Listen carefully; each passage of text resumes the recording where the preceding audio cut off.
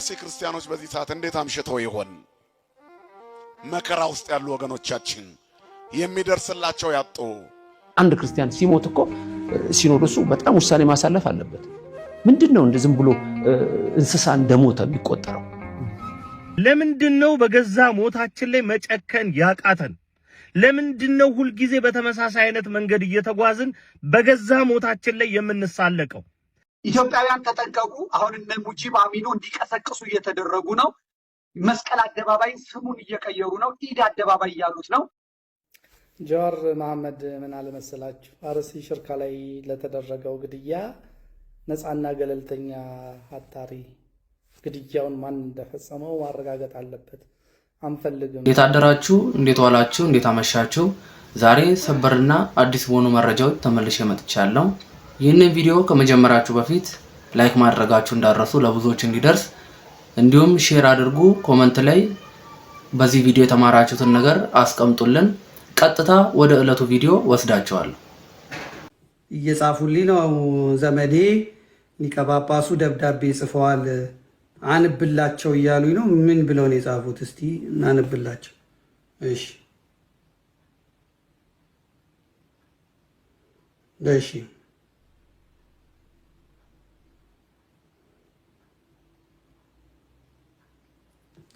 ሊቀ ጳጳሱ ደብዳቤ ጽፈዋል። ደብዳቤውን አነብላችኋለሁ። ቀን አርሲ ሀገረ ስብከት 1048 2018 200618 ቀን ለመንበረ ፓትርያርክ ጠቅላይ ጽሕፈት ቤት ቤተ ክህነት ጽሕፈት ቤት አዲስ አበባ ጉዳዩ በምስራቅ ሐረርጌ ሀገረ ስብከት በተለያዩ ወረዳዎች የጠፋውን የሰው ሕይወትና የወደመውን ንብረት ስለማሳወቅ ይሆናል። በአርሲ ሀገረ ስብከት በተለያዩ ወረዳዎች ከዚህ በፊት በርካታ ንጹሐን ወገኖቻችን ሕይወት ያጠፋና ሀብት ንብረታቸውን ያወደመ ሲሆን ከዚህም የተረፉት በአጎራባች ወረዳዎች ከተሞች ተሰደው በረሃብና እርዛት የተጋለጡ መሆኑ ይታወሳል። ይሁን እንጂ አሁንም ጥቃቱ ቀጥሎ ጀምሮ አንድ የካቲት ጥቃቱ ቀጥሎ ጀምሮ ምንድነው አማርኛው? አንድ የካቲት 17 2018 በመርቲ ወረዳ ልዩ ስሙ ፈረቀሳ በተባለ ቀበሌ ገበሬ ማህበር የአራት ንጹሐን ወገኖቻችን ሕይወት ሲያልፍ ከ10 የሚበልጡ አባወራዎች ቤትና ንብረቶቻቸው ሙሉ ለሙሉ ወድሟል። ሁለተኛ በሸርካ ወረዳ በጃዊ ቀበሌ ማህበር የካቲት 10 ለ20 አጥቢያ ሌሊት 10 ሰዓት ጀምሮ አንድ ካህን 2 ሴቶችና 18 ወንዶች በድምሩ የ21 ንጹሐን ወገኖቻችን ሕይወት ሲያልፍ 2ቱ በታጣቂዎች ታግተዋል።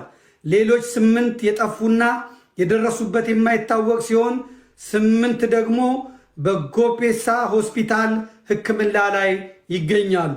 በመሆኑ የመንበረ ፓትርያርክ ጠቅላይ ቤተ ክህነት ጽሕፈት ቤት ችግሩ ያልተፈታና ህልቂቱም ያልቆመ መሆኑን አውቆልን በፌዴራል ደረጃ ከሚመለከተው የመንግስት አካል ጋር በመነጋገር ዘላቂ መፍትሄ እንዲሰጠን ስንል እናሳስባለን።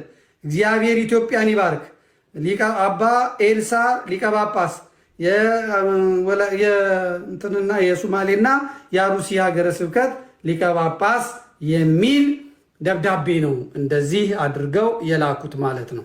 ያው ደብዳቤውን አንብበንላቸዋል ለብፁዕ አባታችን። ነገር ግን ቤተ ክህነቱ ጨረታ ላይ ነው፣ አይሰማችሁም ልላችሁ ፈልጌ ነው። ቤተ ክህነቱ ተባባሪ ነው።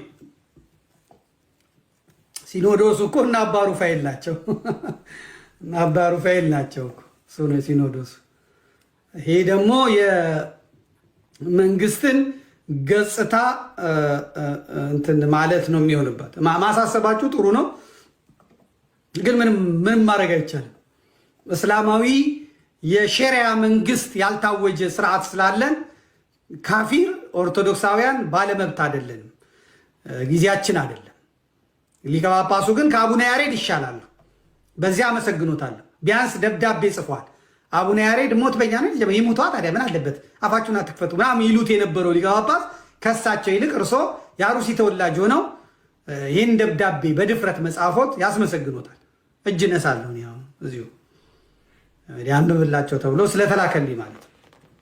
ስለዚህ የአርሲው ጉድያ ይሄንን ይመስላል ማለት ነው። የሞቱትን ነፍስ ይማርልን እግዚአብሔር፣ ለእኛም ልብ ይስጠን ማለት ነው። ልብ ይስጠን። ግን እኔ ዛሬም እናገራለሁ ለውሻ ከሮጡለት፣ ለዋሃቢ እስላም ከሮጡለት፣ ካለቀሱለት ዱላውን ነው የሚያብሰው፣ በትሩን ነው የሚያብሰው። በትሩን እና እግዚአብሔር ይህን በትር የሚቋቋሙ የሚመልሱ እንደወለጋ አንድ ጀግና አንድ ሰው ያስነሳላቸው። አንድ ሰው እግዚአብሔር ያስነሳላቸው። በቅናት የተቃጠለ እንደ ሳምሶን ኃይል የሚሰጠው እግዚአብሔር ያስነሳለት። ወረዳዎቹ ጸድተዋል። ለስብሰባ ሲጠሩ አሁን ከእስላም ብቻ ነው የመጣው። አለቀ። የእስላም ምድር ነው መሆን ያለበት የአሩሲ ምድር ተብሎ ተወስኗል። ምን ማድረግ አይቻልም። የኛ አመራሮች የኛ አባቶች ለዚህ የታደሉ ስላልሆኑ ማለት ነው። ለዚህ የታደልን አይደለንም። ምን ማድረግ አንችልም። ይህንን ብለን አንቀጥረን እውነቱን እንደዚህ ለታሪክ ይቀመጣል። ትቀዱታላችሁ፣ ትቆራርጡታላችሁ፣ እንደፈለጋችሁ ታርጉታላችሁ። ለታሪክ ይቀመጣል። የሚቀጥለው ትውልድ በዚያን ጊዜ እንዲህ ሲደረግ ምን ተብሎ ነበረ? እነንትና እንደዚህ ነበር የሚያወሩት በዛን ሰዓት፣ እነንትና እንዲህ ነበር የሚሉት፣ እነከሌ እንዲህ ነበር የሚጽፉት እና የአንድ መራታ ደግሞ የሐረርጌ ቆጡ የምስራቅ ሰው ባለማተብ ዘመድኩን የሚባል በስደት ሀገረ ጀርመን ሆኖ እስኪሞት ድረስ ድምፅ እየሰጠ ነበር፣ እየጮኸ ነበር። ታሪክ የሚያስታውሰኝ በዚህ ነው። ለሀገሬ፣ ለቤተክርስቲያኔ፣ ለተጎዱ ሰዎች ድምፅ ስሆን፣ ስጣላ፣ በራሴ ሰዎች ስገፋ፣ በራሴ ቄሶች ስገፋ፣ ስሰደብ ነው። እኔ ግን እንደዛ ሆንኩ ብዬ አኩርፌ ወደኋላ የምልበት ምክንያት የለም። ለታሪክ ነው የማስቀምጠው። ልጆች የሚኮሩበት ነገር፣ ትውልዱ የሚኮራበት ነገር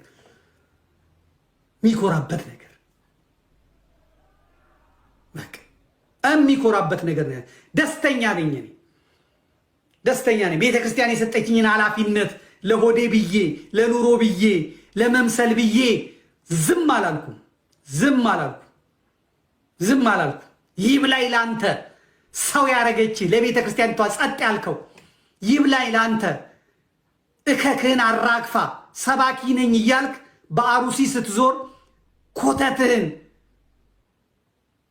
ቀይረው፣ ጭቅቅትህን አራግፈው፣ ሆድህን ከርስህን ሞልተው፣ የጫማ የካልሲ የቡታንታ መቀየሪያ ሰጥተው ሰው አድርገው ዛሬ ዶክተር ፕሮፌሰር ነኝ ብለህ፣ ዛሬ ሰባኪ ነኝ ብለህ በካቴድራል በአሜሪካ በአውሮፓ በካናዳ ቄስ ነኝ ዲያቆን ነኝ ብለህ አውደ ምሕረት ይዘህ ዝም ላልከው ለአንተ፣ ለወገኖች ድምፅ ላልሆንከው ለአንተ፣ መንግስት ትክክል አይደለህም ብለህ ላልተናገርከው ለአንተ ይብላኝ ላንተ ታሪክ ለሚወቅስህ እግዚአብሔር ፊት ቀርበህ ስትጠየቅ መልስ ለምታጣው ለአንተ ለሰባኪው ይብላኝ። ለሆድህ ለቤትህ ብለህ እወደድ ብለህ እፈቀር ብለህ እከበር ብለህ ለወገኖች ድምፅ ላልሆንከው ለአንተ ይብላኝ። እኔ ውሻ ተብዬም፣ እኔ ተናካሽ ተብዬም፣ እብድ ተብዬም የፈለግከውንም ብለህኝ እኔ ድምፆኛለሁ። በሚገባኝ በችሎታዬ በቋንቋዬ ድምፆኛለሁ። ለታሪክ ነው የሚቀመጠው። ሰነድ ይቀመጣል። እግዚአብሔር ሆይ ክብር ምስጋና ይግባ። ለሀገሬም እንደ ዜጋ፣ ለሃይማኖቴ እንደ አንድ አማኝ ድሃ ተበደለ ፍርድ ተጓደለ የሚል መንፈስ ስለሰጠኝ፣ አቅም ስለሰጠኝ፣ እውቀት ስለሰጠኝ አመሰግናለሁ። ክብር ምስጋና ይግባ። ምንም ባልፈጥር ምንም ባላመጣ እግዚአብሔር ሆይ አንተ ክብር ምስጋና ይግባ። እግዚአብሔር የተመሰገነ ይሁን። ደስ ነው የሚል ይጻፉልኝ። አንድ ጊዜ ለኔ ለወንድማችሁ እግዚአብሔር ይመስገን ብላችሁ ጻፉልኝ። እስቲ እግዚአብሔር ይመስገን ብላችሁ ጻፉልኝ። በዚህ ሰዓት እንዴት አምሽተው ይሆን መከራ ውስጥ ያሉ ወገኖቻችን የሚደርስላቸው ያጡ ካህናቱም ስራ በዛባቸው ወንድሞቻቸውን ሲቀብሩ ይውላሉ። በየቀኑ የሬሳ ድርድር ቲክቶክ ላይ ዩቲዩብ ላይ ማየት ለምደነዋል። እግዚአብሔር በመቅደሱ ላይ ፊቱን ያብራ። ያኔ ዳንኤል ከክርስቶስ ልደት በፊት 590ዎቹ ዓመተ ዓለም አካባቢ የተናገረው ቃል ዛሬም በእኛ መቅደስ እየተፈጸመ ያለ ይመስላል። ዘመኑ እስራኤላውያን ከበደልና ከኃጢአታቸው ብዛት የተነሳ ወደ ባቢሎን የተማረኩበት በናቡከደነጾር እጅ የወደቁበት ዘመን ነበር። ያለመታዘዛችን ውጤት ነው መርዶ እየሰማን እንድንውል የሚያደርገን። ትልቁ መልእክት ይትክበሩ ቤተ አቡየ ቤተ መስያት ነው። ራሳችንን ካስተካከልን እግዚአብሔርን እንደ ዳንኤል ልንለምነው እንችላለን። አሁን አምኖ የሚጸጸት ሰው ስለጠፋ ቤተ ክርስቲያኑን ልቀን በፍርስራሽ ታሪክ ውስጥ አለች። በገዛ ደሙ የዋጃት መቅደስ በክብር መቆም አቅቷታል። የአዲስ ኪዳን ደም የፈሰሰላት መቅደስ አሁንም የሰዎችን ደም ማፍሰስ አላቆመችም። ደጇ ላይ የንጹሃን ደም እየፈሰሰ ይገኛል። እግዚአብሔር ፍትህን ከሰማይ ለሁላችንም ይላክልን። ይሄ ሁሉ ምናልባት አንደኛው መነሻዎች እኛስ ብንሆን የምንናገረው ንግግርና የምንኖረው ኑሮ ለእግዚአብሔር ያልተመቸ መስመራችን ለክፉዎች አሳልፎ ሰጥቶናል። እግዚአብሔር ፊቱን በሁላችንም ላይ ያብራ። እስራኤል ለእግዚአብሔር አልታዘዛሉ ይላል። እምቢ አሉ። በደላቸው በዛ፣ ኃጢአታቸው በዛ። መስመሩን ሳቱት። እግዚአብሔርን ከጣዖቶቻቸው በታች አደረጉት። ለእግዚአብሔር የሚገባውን ክብር ከለከሉት። በዝናብ አብቅሎ በፀሐይ አብስሎ እየመገባቸው እነሱ ግን ለቀረጹት ድንጋይ ወደ ማምለክ አዘነበሉ። ወደ ሥጋ ፈቃዳቸው ፊታቸውን መለሱ። ለእግዚአብሔር የሚታዘዝ መልካም ሰው ጠፋ። አልቦ ዘይገብር አለ ሰናይት። እግዚአብሔር ከሰማይ የሰው ልጆችን ተመለከተ ይላል ዳዊት። ከመይር አይመቦ ጠቢብ ዘይሐስሰው ለእግዚአብሔር።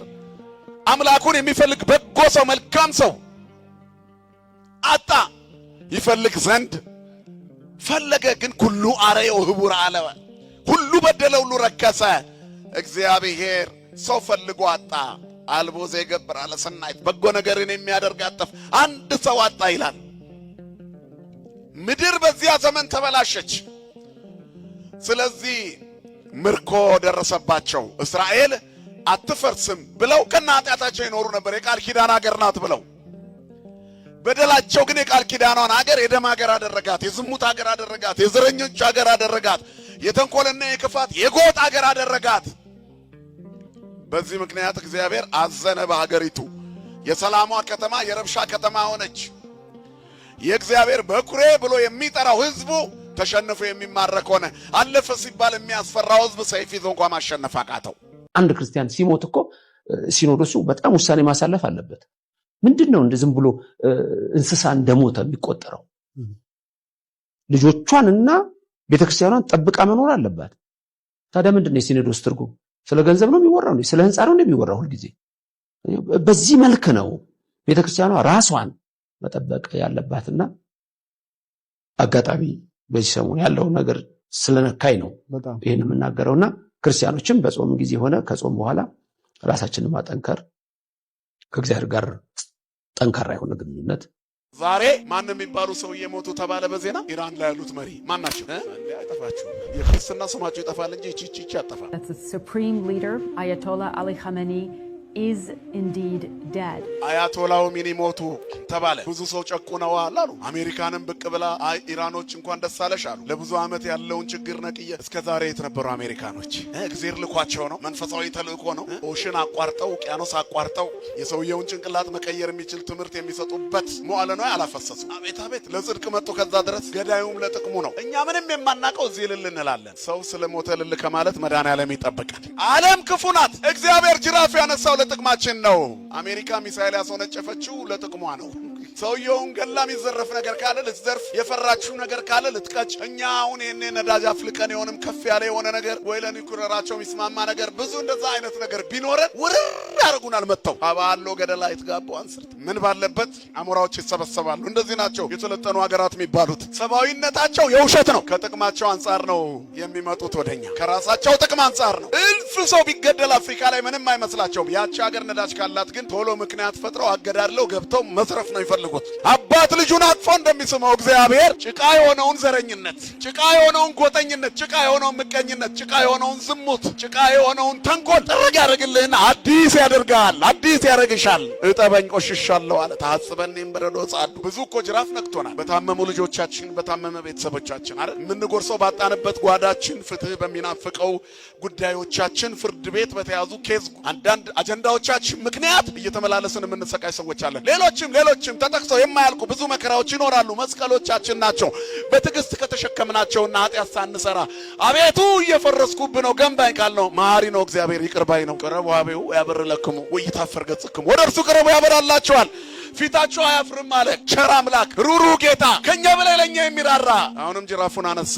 እግዚአብሔር ሁልጊዜ ጅራፉን ያንሳ፣ ሁሌ ጅራፉን ያንሳ። እኛን ሊገስጽ ጠላቶቻችንን ሊገርፍ የሚያውከንን ሊቆርጥ እግዚአብሔር ጅራፉን ያንሳልን ለሁላችን። ቅዳሴውን ልቀን እናስቀድሳለን ለምደነው በቃ የጸደቅን መሰለን፣ ግን አንድም ቀን በትክክል አስቀድሰን እናውቅ ይሆን? ስለዚህ አሁን ብዙ ዜናዎች አሳብደውናል። በዚህ ምክንያት ሞትን ተለማመድ ነው። ሞት ይለመዳል እንዴ? እኛ እኮ ለመድ ነው። እኛ ጋር ሲመጣ ብቻ ሊያስደነግጠ ነው። አንድ ኢኮኖሚ ሞተው እኛ ግን ለመድ ነው። ክርስቲያኖች ታረዱ ሲባል ስንት አሁን ዳታ ሆኗል። ፍቅር የምናስተውልበት ልቦና አጣን። መንገድ ስተናል። ኩሉ አረ የውህቡረ እንዴት በመሆን እንታነጽ? እስካሁን በተበላሸ መንገድ መተናል። ምን በመሆን እንታነጽ? አንደኛ ከአመፀኝነት በመመለስ እንታነጽ። ኃጢአትን በመተው ስጋ ቤት ሁሉ መንገድ ሁሉ በወቅት ጥቅጥቃለ እግረኛውም፣ መኪናውም፣ ክላክሱም፣ ግጭቱም፣ አክሲደንቱም ተመልሶ ራሱ የሚፈታ አይመስልም ነበር ጾም። ያ ሁሉ ግርግር መቅደስ ውስጥ የለም። ንስሐ አባቱ ፊት ስጋ ቤት የተሰለፈው ሰው የጾሙ ልክ ጾሙ የገባለት በማግስቱ አሁን እንግዲህ ወደ አዲስ ህይወት ብሎ የተሰለፋችሁ አላችሁ። ንስሐ አባታችሁ ካላችሁ እግዚአብሔር ፍጻሜያችሁን ያሳምርላችሁ። በድያለሁ አጥፍቻለሁ በል። ኃጢአተኛ ሲጸጸት እግዚአብሔር ይራራል። ከዚያስ መካስ መልሶ በመሰራት ቀማኛው መጽዋች ይሁን፣ ደንቆሮ ሰማይ ይሁን፣ ድዳው አንደበቱ ይከፈት። አንደበታችንን ለበጎ ነገር የተዘጋው ይከፈት። ስንቀማ የነበርን መስጠት እንጀምራለን። የበደለ ይካስ፣ የቀማ ይመልስ፣ የገደለ ያድን። አለመሰላችሁ አርሲ ሽርካ ላይ ለተደረገው ግድያ ነፃና ገለልተኛ አጣሪ ግድያውን ማን እንደፈጸመው ማረጋገጥ አለበት። አንፈልግም። እኛ የምንፈልገው መንግስት ገብቶ ሰላም ማስከበር እንዲያደርግ ነው። ነፍሰ ገዳዮቹ ጋር ጦርነት እንዲያደርግ ነው። አለበለዚያ ከመንግስት ጋር ምንም አይነት መግባባት የለንም። እቺ ጨዋታ ድሮ የቀረች ጨዋታ ነች።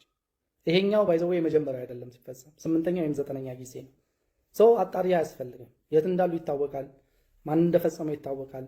ማን ከማን ጋር ኮኔክሽን እንዳለው ይታወቃል። እኛ አጣሪ አይደለም የምንፈልገው፣ መሞት እንዲበቃ ነው። የኑሮ ዋስትና እንዲኖር ነው የምንፈልገው። የፖለቲካ ጨዋታ ከዚህ በኋላ አብቅቶ የሰርቫይቫል ጥያቄ መጥቷል። እኛ ወተን መናገር ጀመርን ማለት ባይዘው ሊስት የምናገር ሰው ነኝ። ፖለቲካ አይመለከተኝም ብዬ ነው የማስበው። እኛ መናገር ጀመርን ማለት በቃ ይሄ ፋይናል ነው ማለት ነው። አሁን ከመንግስት፣ ከመከላከያ፣ ከፌዴራል ፖሊስ፣ ከክልሉ የፍትህ ቢሮ መፍትሄ ነው የምንፈልገው። አጣሪ ኮሚሽን አይደለም የምንገባው። ያሉበት ጫካ ይታወቃል። የታጠቁት የትጥቅ አይነት ይታወቃል። የታጣቂዎቹ መጠን ይታወቃል። በየጊዜው ነው እንትን ታርሲን እያስተዳደሩ ያሉት እነሱ ናቸው። አማራ ክልል የገባ መከላከያ እዛም መግባት አለበት። አማራ ክልል ካምፕ ያቋቋመ መከላከያ እዛም ማቋቋም አለበት። አጣሪ አይደለም የምንፈልገው፣ ፍትህ ነው የምንፈልገው። ፍትህ በእጃችን እንዲሆን አንፈልግም። ፍትህ በእጃችን ሲሆን ፕሮሰሱ ይበዛል፣ አስቀያሚ ነው። ፍትህ ከመረጥ ነው መንግስት ነው የምንፈልገው። እግዚአብሔር አብይን ይጠይቀዋል። አብይ መሳሪያ የታጠቀው ክፉዎችን ለመቅጣት ነው። ክፉዎች እንዲቀጡ ነው የምንፈልገው። ማንም ያደርገው፣ የሽመልስ ወታደሮች የሚያደርጉት፣ የጃልማሮም ወታደሮች ያደርጉት፣ የዘመነ ካሴም ወታደሮች ያደርጉት፣ ያደረጉት ሰዎች መቅጣት አለባቸው። ይሄ የፖለቲካ ቁማራችሁን ተዉት። በእናንተ የፖለቲካ ቁማር እኛ ማለቅ የለብንም። እኛ የምንፈልገው ወታደራዊ እርምጃ ነው። መንግስት ገብቶ እርምጃ እንዲወስድ፣ አካባቢውን እንዲያጸዳ ነው የምንፈልገው። እየሞቱ መኖር ያስጠላል። ቋቅ ነው የሚል የእናንተ ፖለቲካ ያቅለሸልሻል። እናንተ በፓወር በተጣላችሁ ቁጥር የሞኝ ፖለቲካ ይመስል እኛን ትጨርሱናላችሁ። አገር የሰጠናችሁ አምነን በሰላም እንድታስተዳድሩን እንጂ